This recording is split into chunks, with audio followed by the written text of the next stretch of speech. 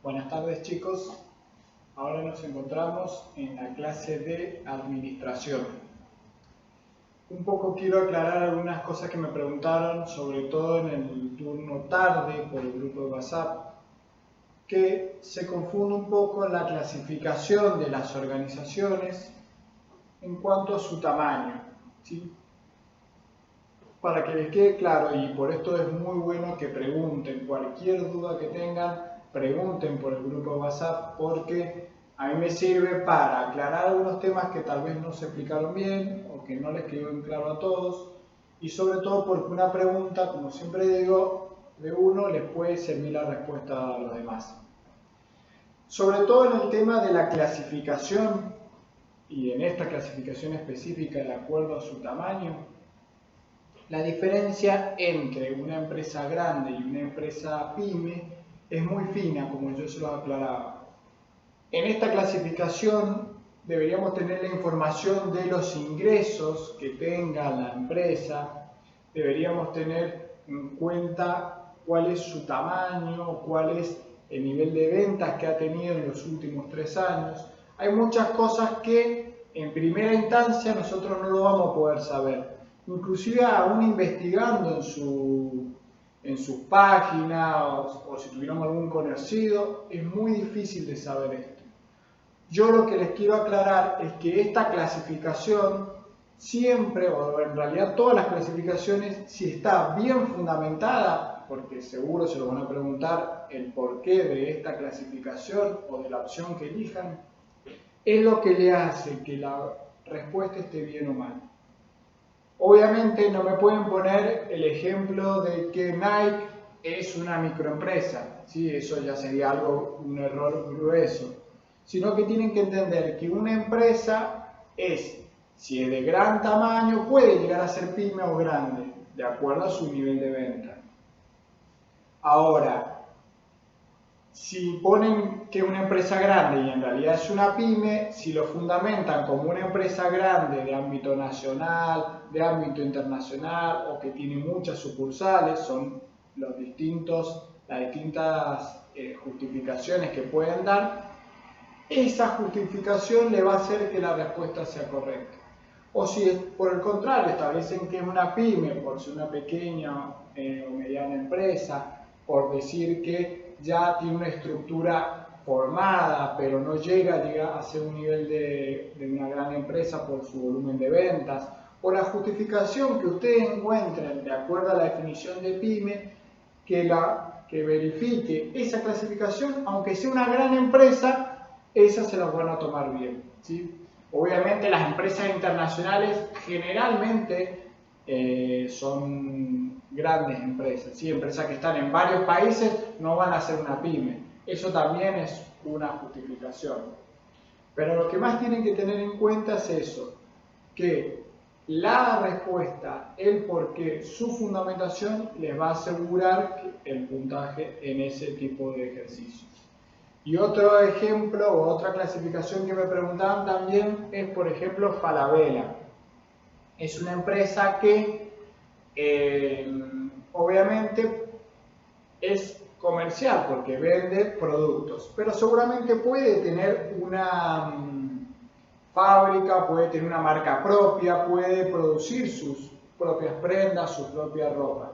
Eso no quiere decir que no sea industrial, lo va a hacer, pero tienen que atacar, tienen que marcar, tienen que resaltar, ¿sí?, la actividad que es principal. Y así la clasifican. Porque muchos me preguntaban, bueno, o aerolínea. ¿Aerolínea es una empresa comercial o de servicio? ¿O es las dos? No necesariamente todo lo que se vende lo hace comercial. Para ser comercial tiene que comprar y revender en el mismo estado en el que lo compró. Porque si no se confunde que todo lo que se venda él lo hace comercial o lo hace a la organización comercial. No. En ese caso, en este caso que dijimos de aerolíneas, es una empresa de servicio, ¿sí? Presta el servicio del transporte. Vayan a la actividad principal y por eso la fundamentan y así van a tener todo el puntaje. Esas son las precisiones que me consultaron sobre sobre la primera unidad, ¿sí? Y habían quedado dos ejemplos, ¿sí? Habían quedado dos ejemplos del punto 6, la última actividad. Los vamos a repasar los cuatro, ¿sí? Ya que estamos, porque no tuvimos administración la clase el jueves pasado, para recordar. Había que en ese ejercicio, dadas tres características, dar un ejemplo, ¿sí? Una empresa privada, comercial, minorista, ¿sí? Que sea una microempresa, que sea privada, ámbito particular, ¿sí? Que no sea algo que interviene el Estado, algo particular. Comercial, minorista, que compre y venda, pero al por menor, es decir, a un consumidor final. Y que sea una microempresa, que no sea un supermercado. Ya nos vamos a un kiosco, ¿sí? Un claro ejemplo sería un kiosco, en donde va a surgir de capitales privados, va a ser comercial porque va a comprar y revender en el mismo estado en el que esté, y va a ser una microempresa, ya que no va a tener muchos empleados, seguramente va a ser una empresa familiar, que pueda tener un papá, una mamá, puede tener un hijo, un sobrino, un primo, ¿sí? Entonces, esa microempresa, esa pequeña estructura, ya no es un microemprendimiento porque tiene un lugar establecido, va a tener que estar inscrito en la municipalidad, va a tener que estar inscrito en algún impuesto, va a pagar ingresos brutos, va a tener una pequeña estructura acotada y lo transforma en una microempresa, ¿sí? Ese es un ejemplo, un kiosco. Vamos a otro ejemplo, que es una empresa pública y de servicio. Pública, capitales del Estado, ¿sí? Del gobierno, y a su vez que preste un servicio, ¿sí? Que venda, ¿sí? Un producto que es intangible. Yo tengo dos ejemplos, el Trole de Mendoza, lo que era el Trole de Mendoza ahora ya no existe más, pero el Trole de Mendoza era una empresa que prestaba un servicio y que era de capital público. Aubasa también es una empresa de Buenos Aires de transporte público, ¿sí? Dos ejemplos de empresas públicas y que a su vez prestan un servicio. Vamos al tercer caso. Privada, industrial y grande. Capital privado, industrial que produzca su mismo, o sea, que tenga productos que sufren una transformación para luego poder vender un bien final, y a su vez que sea una empresa grande. Creo que esta la habíamos visto en la clase pasada y había nombrado Adidas. Bueno, Alpargatas, ¿sí? La marca que hace Alpargatas es una empresa grande, ¿sí? Por su ámbito nacional, por su ámbito seguramente que vende a otros países, por sus múltiples sucursales. Eso es una empresa grande. Vayan a ejemplos claros.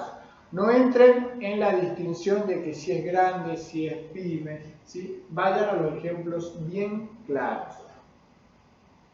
Y en el último habíamos visto un caso de mixta, servicios y que sea una empresa grande. Mixta, capitales privados y públicos, que preste un servicio, un bien intangible, y a su vez que sea una empresa de gran tamaño. Yo tengo dos ejemplos, AISAM o EDEMSA. ¿Sí? EDEMSA, yo creo que lo último que averigüé era capitales mixtos, ¿sí? Privados y públicos. Bueno, prestan un servicio y a su vez son de capitales públicos y a su vez tienen un tamaño grande. Eso para redondear la unidad 1, lo que veamos hasta hoy va a entrar en un trabajo práctico, evaluativo, bajo la misma metodología que hicimos el jueves pasado, en donde yo, al comenzar la primera hora, en el turno tarde a las 5, en el turno noche a las 7, al comenzar la hora les voy a subir el trabajo, ¿sí? Y cuando termine su hora, voy a subir la resolución para que lo puedan ver, ¿sí? Lo importante es que lo resuelvan siempre a conciencia. Lo decía en la clase de economía. No les sirve nada estar pasándose la respuesta por WhatsApp porque se engañan ustedes mismos. Tienen que tratar de evaluarse para saber si han entendido los temas o no. O para ver qué es lo que no tienen en claro. qué es lo que le falta profundizar, qué es lo que le falta estudiar un poco más. ¿Sí? Entonces, jueves que viene, 23, si Dios quiere, vamos a tener un pequeño trabajo práctico evaluativo de administración. Algo que me olvidé de comentarles desde que empezamos administración es que hay un ejemplo que nos acompaña a lo largo de todo el cuadernillo de la bodega Vinón. ¿Sí? Todos los conceptos, todos los temas que vayamos tratando respecto a esta materia de administración están aplicados en esta bodega Vinón, una bodega que tiene una estructura familiar, intervienen los distintos familiares, lo vamos a ir analizando, lo vamos a ir leyendo, lo que se vea reflejado, lo que se puede aplicar en este caso práctico. ¿Sí? Bueno, vamos a pasar a la unidad 2. Y en esta unidad 2, antes de empezar, quería darle un pequeño mensaje que me ayuda a entrar en este tema. Un poco lo hablaba hoy con mi esposa, respecto a lo que debe ser la mayoría de ustedes de este curso que nos ha tocado este año, cursando su último año de la escuela, bastante especial, bastante lindo, una experiencia muy linda, yo tuve una experiencia buena en ese último año de la escuela y les tocó una situación inesperada, no poder estar cursando, no poder estar compartiéndolo tal vez de forma directa con los alumnos, un poco tratar de transmitirles motivación, de que sigan estudiando, de que sigan preparándose. Están por comenzar una etapa muy linda también, la etapa de la facultad, en donde si bien es un cambio bastante grande, les sirve, les ayuda, es una linda oportunidad. Sigan aprovechando seguramente las actividades que tienen en el colegio, desde el colegio, y sobre todo sigan aprovechando lo que les brinda el instituto. ¿Sí? En el instituto van a tener este apoyo de las clases, de acuerdo a la materia, clases a través de video, clases interactivas. Sigan participando, es muy útil, es muy bueno, es una gran herramienta. El año pasado, particularmente, entraron casi todos los chicos que participaban del instituto, entonces un poco tratar de transmitirles eso, ¿sí? Que sigan con ganas, que sigan con ilusión. Pronto va a pasar seguramente este tema de la cuarentena y de la pandemia, así que ya nos volveremos nosotros a encontrar en el curso y obviamente ustedes poder terminar este último año del colegio de la mejor manera, ¿sí?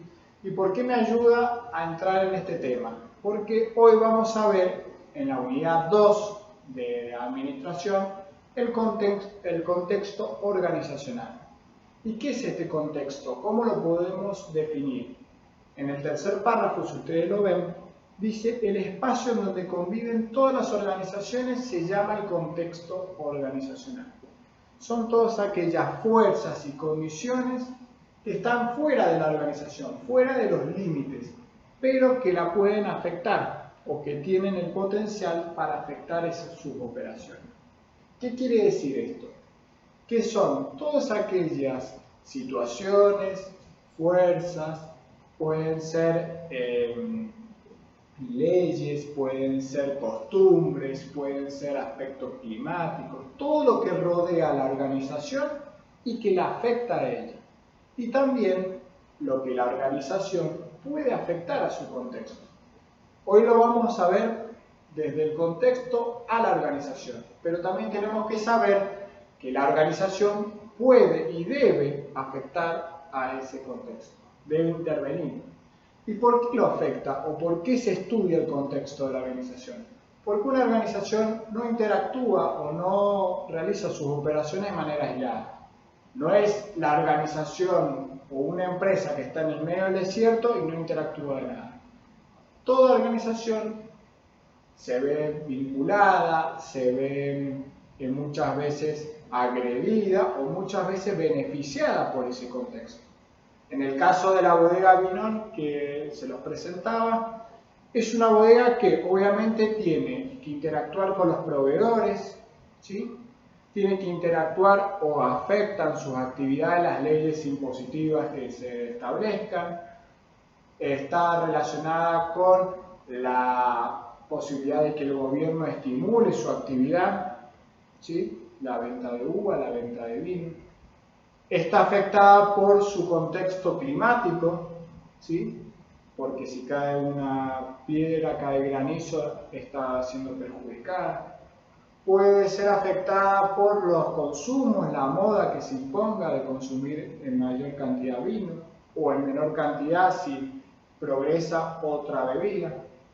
Entonces, todo lo que rodea a la organización, todo lo que está por afuera de los límites de la organización o de la empresa, se llama contexto, ¿sí? Y afecta a ella. Y pueden establecerse dos grandes grupos, el macroentorno y el microentorno. El macroentorno, que es en base a lo que hoy vamos a analizar, es aquel que influye en la organización, ¿sí? Y es muy difícil que nosotros lo modifiquemos, ¿sí? Lo vamos a recibir como fuerzas que interactúan en la organización, pero es muy difícil que nosotros cambiemos el macroentorno. Y este macroentorno a su vez se va a dividir en dos, en un macroentorno global, ¿sí? Y en un macroentorno nacional. Los mismos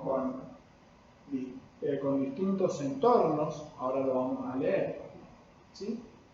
Pero a su vez se llaman igual tanto para el nacional como para el global, pero lo vamos a ver o lo vamos a distinguir ahora sí por un ámbito geográfico.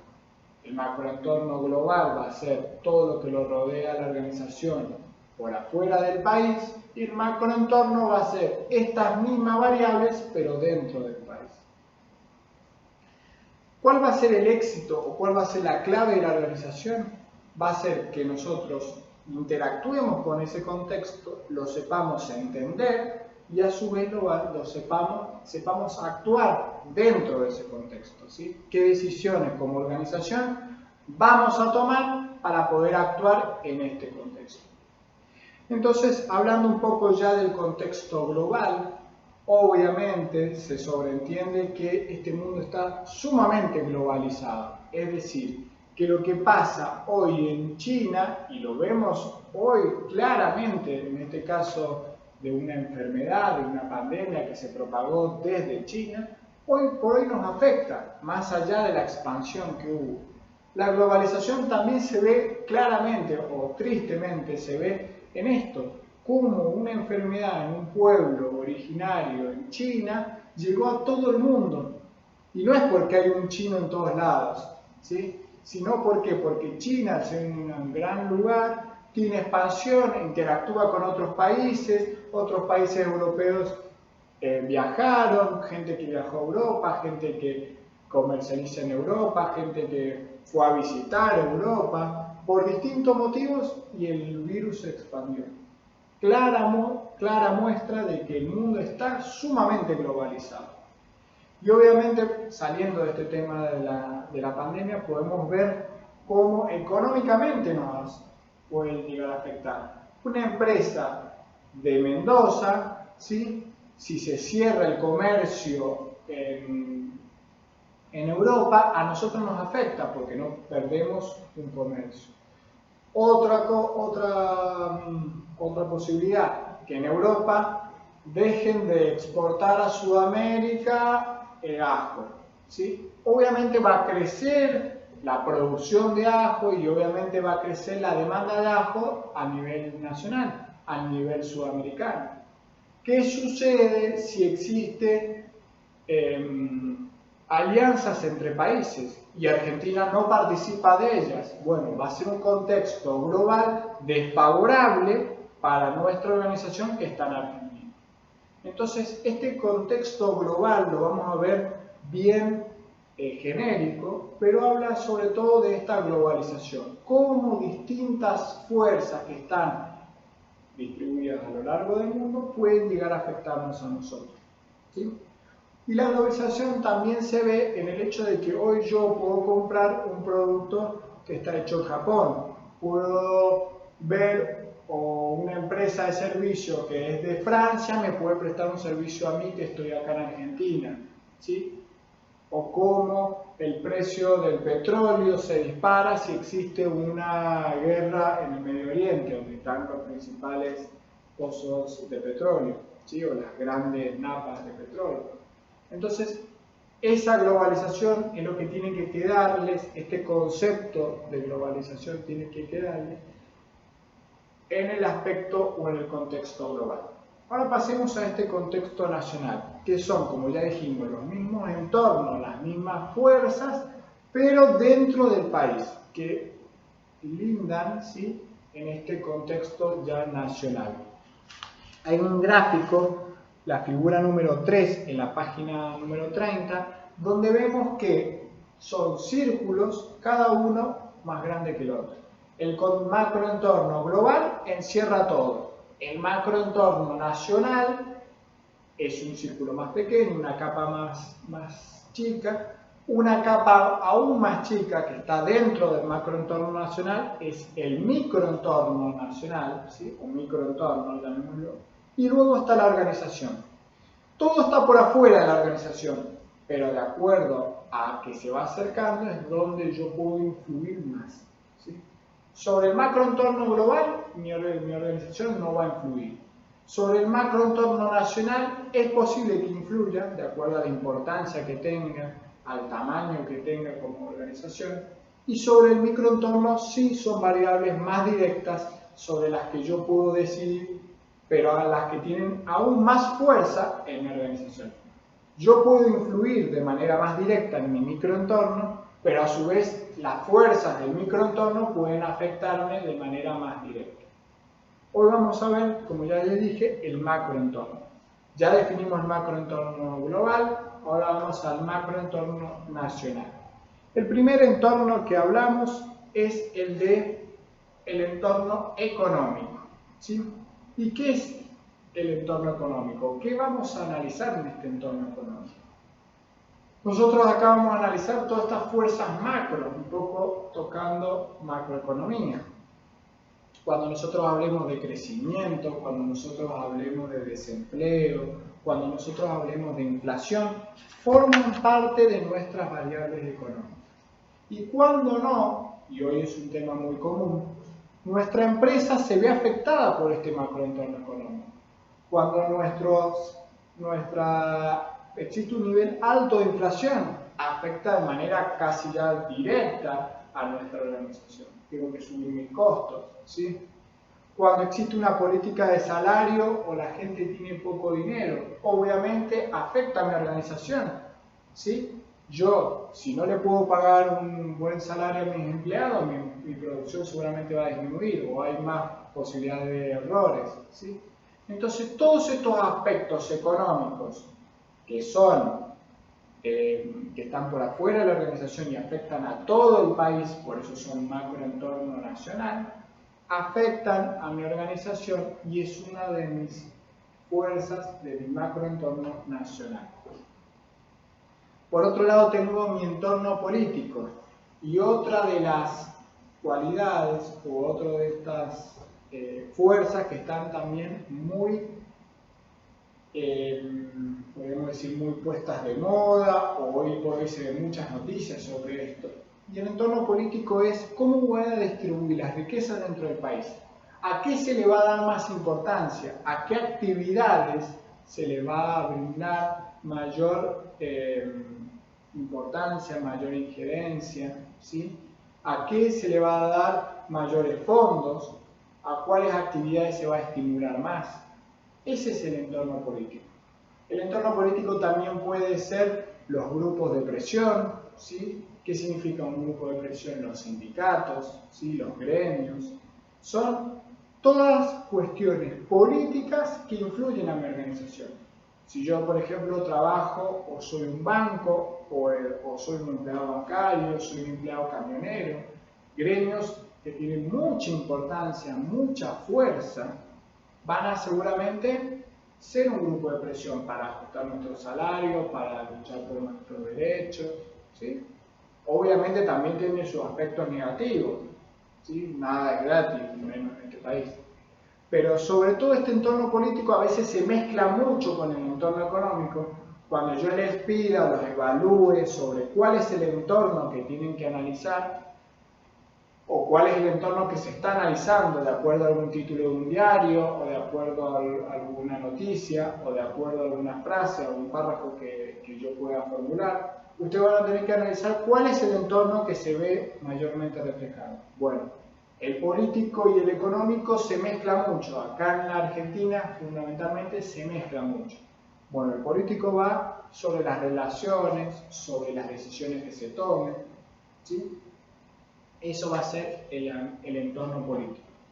Luego pasamos al entorno legal, que también está relacionado al político y también seguramente está relacionado al económico.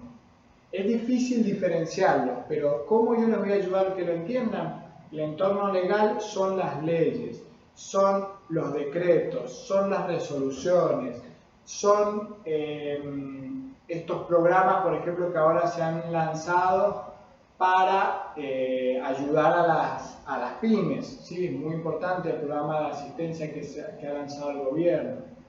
Todo este entorno legal vayan siempre a cuando hay una ley, a cuando hay un decreto, ¿sí? Para que no se les confunda con el entorno económico y el político. Surgen del poder político y seguramente influyen en lo económico, pero si es una ley, si es un decreto, márquenlo como un entorno legal. Luego, otro de los entornos que analizamos en este macroentorno nacional es el tecnológico. Y el tecnológico es qué grado de avance tiene la tecnología en el país, qué grado o cuánto influyen los avances tecnológicos en mi organización. ¿Sí? Eso es un entorno tecnológico. Si es un país sumamente desarrollado, tendrá tecnologías de punta, apuntará o será un país que se dedicará a producciones de servicio, ¿sí? Si es un país menos desarrollado, ¿sí? Va a utilizar productos o va a estar destinado a productos más primarios, ¿sí? A la producción de materias primas, a la agricultura, a la ganadería. Por eso también se distinguen los países, por este entorno tecnológico, por este desarrollo del país, ¿sí? Esto no quiere decir que en Estados Unidos no haya, diciéndolo como un país de primer mundo, en Estados Unidos no se produzca la ganadería, pero no va a ser el fuerte de ese país, ¿sí? Y eso no quiere decir que en Argentina, hablando de un país menos desarrollado que Estados Unidos, no quiere decir que no haya tecnología de punta o que no se produzcan computadoras. Voy a los ejemplos más gruesos, sino que es a lo que se apunta, es a lo que se dedica, ¿sí? Y es el nivel de desarrollo en el aspecto tecnológico. Otro de los puntos o de los entornos importantes o que vamos a analizar es el entorno demográfico. Este entorno demográfico habla del conjunto de las características de la población, la edad, el género, ¿sí? El grupo étnico, la raza, las preferencias, la clase social.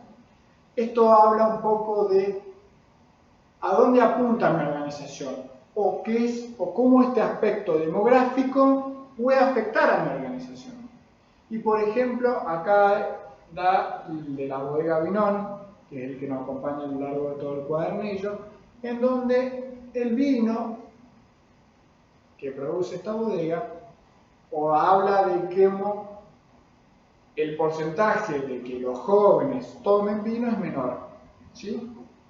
La gente mayor es la que generalmente o en mayor porcentaje toma vino.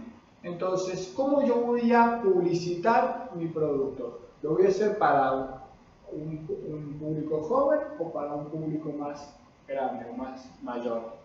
Si mayormente la gente de mayor de 40 años toma más vino que otras bebidas, voy a apuntar a ese grupo, ¿sí?